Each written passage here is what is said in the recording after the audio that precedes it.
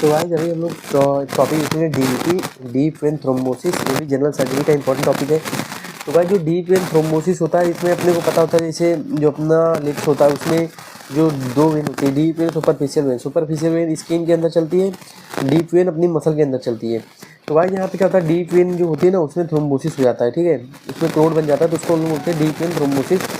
अब गाइस इसमें ना इसके प्री डिस्पोजिंग फैक्टर में 3 चीज़ें होती है, जिसको बोलते हैं वेरिकोज ट्रायड। तो उसमें होता है सबसे पहले हाइपर कोगुलिटी स्टेज, हाइपर कोगुलिटी स्टेट। दूसरा होता है guys blood stasis, blood stasis. तीसरा होता है guys blood vessel, direct blood vessel injury, ठीक है, डायरेक्ट ब्लड वेसल इंजरी। अब गाइस हाइपर कोगुलिटी स्टेट मतलब जैसे किसी में एंटी थ्रोम्बिन 3 की डिफिशियंसी हो तो उसमें भी क्लोट बनने का चांसेस होता है। प्रोटीन या प्रोटीन सी की डिफिशियंसी है तो उसमें भी क्लोट बनने का चांसेस होता है।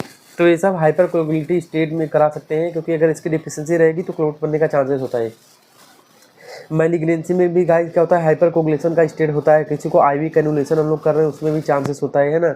तो आईवी कैनुलेशन जो क्लोट फॉर्म हो जाता है उसको हम लोग क्या बोलते हैं, थ्रोम्बोफ्लेबाइटिस, ठीक है। तो ये हो गया गाइस। उसके बाद गाइस तो ये सब चीज़ें होती है जो हाइपर कोगुलेशन स्टेट कर सकती हैं। कोई लेडी जो है ओसीपी ले रही है उसमें भी क्या होता है, हाइपर कोगुलेशन स्टेट आ सकता है। उसके बाद guys direct blood vessel injury में भी क्या करती है, बॉडी इंजरी को ब्लड वेसल को ब्लड लॉस करने के लिए, ब्लड लॉस के कंपनसेट के लिए क्या करती है, क्लोट बनाती है, तो उससे भी डीप वेन थ्रोम्बोसिस हो सकता है। अब गाइस जैसे ब्लड स्टेसिस है ना, जैसे रुके हुए पानी में गंदगी होती है तो वहाँ पे ऐसे ही ब्लड जो रुका हुआ होता है ना उसमें भी क्लोट बनने के चांसेस क्या होते हैं। जैसे किसी में लॉन्ग टाइम सर्जरी चल रही है ना, ऐसी कोई भी सर्जरी जो कि लॉन्ग टाइम है, जैसे स्पाइन की सर्जरी जो कि 2 से 3 घंटे तक चलती है, तो उसमें भी चांसेस होते हैं, ठीक है। किसी को प्रोलॉन्ग बेड रेस्ट के लिए बोला गया है आफ्टर सर्जरी, तो उसमें भी होते हैं, उसमें भी चांस होता है इंजरी का, डीवीटी का। किसी का लिम्ब पैरालाइज है ना, लिम्ब पैरालाइज है, उसमें भी क्या होता है, ये चांस होता है डीवीटी का। तो लॉन्ग टाइम सर्जरी चल रही है या फिर लॉन्ग टाइम बेड से है आफ्टर सर्जरी, या फिर किसी भी रीजन जैसे लिम्ब पैरालाइज है उसका, और प्रेगनेंसी का स्टेट है, तो इसमें ब्लड क्या होता है, प्रेगनेंसी का भी गाइस स्टेट याद रखना, इसमें भी ब्लड स्टेसिस का चांस होता है ना। उसके बाद गाइस इसके क्लिनिकल फीचर्स में ना, क्लिनिकल फीचर्स में क्या होता है, क्लिनिकल फीचर में 3 चीज़ें मिलती है अपने को, ठीक है। तो यहाँ पे रेडनेस, पेन एंड स्वेलिंग। तो यहाँ पे काफ मसल में पेन मिलती है, ठीक है, काफ मसल दबाते हैं उसमें क्या होता है, टेंडरनेस मतलब पेन होती है। तो redness, pain and swelling, redness, pain and swelling, ये 3 चीज़ें इसके क्लिनिकल फीचर में मिलती है, ठीक है। अब भाई याद रखना कभी भी जैसे ना, अभी भी क्या होता है ना, ये जो डीवीटी होता है तो रेडनेस, पेन, स्वेलिंग होती है। और याद रखना एक और चीज़ मैं बताता हूँ, यहाँ पे 2 वर्ड्स होता है, इसको बोलते हैं फ्लेगमेसिया, फ्लेगमेसिया सोवेलिया डोलेन, और एक होता है फ्लेगमेसिया सोवेलिया अल्बा।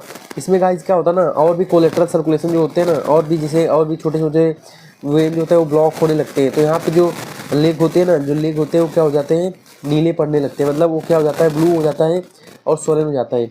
अब बाद में गाइस ना आर्टरी भी जाके आगे आगे क्या करती है, ब्लॉक होने लगती है इस क्लोट की वजह से। तो इसकी वजह से क्या होता है ना, उसको बोलते हैं फ्लेगमेसिया सोवेलिया अल्बा। यहाँ पे जो होता है लेग होता है ना, वाइट हो जाता है, लेग क्या होता है, वाइट हो जाता है ना। तो इसको बोलते हैं फ्लेगमेसिया। अगर जैसे वेन ब्लॉक होता है तो उसको बोलते हैं फ्लेगमेसिया सोवेलिया अल्बा डलनेस। और अगर आर्टरी ब्लॉक होकर वाइट दिखने लगता है पाँव तो उसको बोलते हैं फ्लेगमेसिया सोवेलिया अल्बा।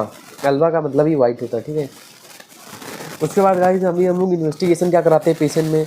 तो इन्वेस्टिगेशन में हम लोग पेशेंट में हम लोग वही डॉपलर यूजी करा सकते हैं, ड्यूप्लेक्स स्कैन करा सकते हैं, ड्यूप्लेक्स स्कैन करा सकते हैं, और वेनोग्राफी करा सकते हैं, ठीक है, डाई डाल के एक्सरे। तो बेसिकली अच्छा होता है कि सीटी वेनोग्राफी या फिर एमआरआई वेनोग्राफी कराने, तो उसमें पिक्चर ज़्यादा क्लियर होती है वेन की, है ना। उसके बाद गाइस हम लोग और भी हाइपर कोगुलेशन स्टेट देखने के लिए, या फिर inflammatory marker ESR, CRP, protein yes, protein C, इसका भी लेवल हम लोग देख सकते हैं। क्लोटिंग फैक्टर 5, इसका भी हम लोग लेवल देख सकते हैं, ठीक है। तो ये हो गया, क्योंकि क्लोटिंग फैक्टर 5 अगर जिससे ज़्यादा रहेगा तो उस पर कोगुलेशन का चांसेस क्या रहता है, ज़्यादा रहता है ना। और सीबीसी वगैरह करा के हम लोग इसमें रूल आउट कर देते हैं पॉइंट वगैरह। तो ये हो गया। अब ट्रीटमेंट में गाइस, ट्रीटमेंट में आसान बताता हूँ। तो सबसे पहले यहाँ पे मैनेजमेंट में हम लोग stocking, graduated stocking, medical management के पहले हम लोग कुछ ये मैनेजमेंट करते हैं। यहाँ तो नॉन मेडिकल मैनेजमेंट में जैसे स्टॉकिंग हम लोग उसको दे सकते हैं, लिम्ब इलिवेट कर सकते हैं, लिम्ब इलिवेट कर सकते हैं, तो इससे भी पेशेंट में इंप्रूवमेंट होता है। उसके बाद गाइस हम लोग यहाँ पे पेशेंट में हिपेरिन देते हैं, ठीक है। एक होता है अनफ्रैक्शनेटेड और एक होता है लो मॉलिक्यूलर वेट हिपेरिन और एक होता है अनफ्रैक्शनेटेड, ठीक है। तो basically low molecular weight heparin prefer किया जाता है, जैसे फंडापाइरिनेक्स, तो फंडापाइरिनेक्स देते हैं तो ये बेसिकली ज़्यादा बेटर होता है। पर यहाँ और इसकी एक्टिविटी हम लोग किससे करते हैं, हम लोग इससे एक्टिविटी करते हैं APTT से, जिसको बोलते हैं एक्टिवेटेड पार्शियल थ्रोम्बोप्लास्टिन, APTT। और जो गाइस अपना ये अनफ्रैक्शनेटेड हिपेरिन होता है, ठीक है।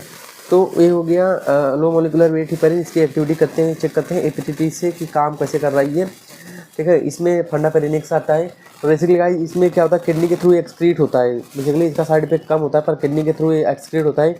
तो अगर कोई किडनी इंजरी वाला है ना, CKD वाला पेशेंट है, तो उसमें हम लोग ये प्रीफर नहीं करते, तो उसमें हम लोग अनफ्रैक्शनेटेड प्रीफर करते हैं, अनफ्रैक्शनेटेड हिपेरिन, ठीक है।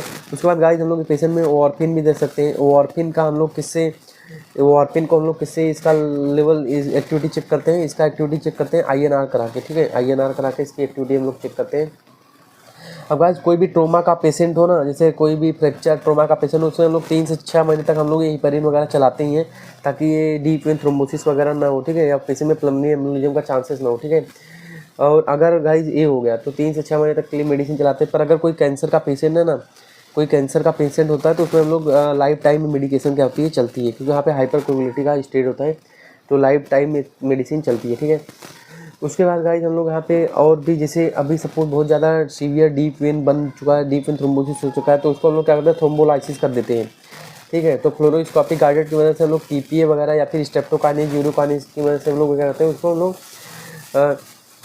हटा सकते हैं, ठीक है। तो उसको हम लोग ब्रेक कर सकते हैं। पर याद रखना यहाँ पे एम्बोलिज्म का भी चांस रहता है, क्योंकि वो अगर लाइसिस करेगा तो ब्रेक वो ऊपर भी जा सकता है, ठीक है। उसके बाद गाइस सर्जिकल मैनेजमेंट भी अपने पास है, सर्जिकल मैनेजमेंट। तो सर्जिकल मैनेजमेंट में हम लोग क्या करते हैं, वेनस स्टंटिंग।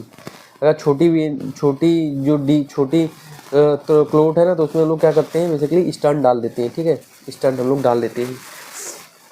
उसके बाद गाइस हम लोग क्या होता है अगर सपोज किसी में एक और हम लोग करते हैं सर्जिकल थ्रोम्बोएक्टोमी, सर्जिकल थ्रोम्बोएक्टोमी।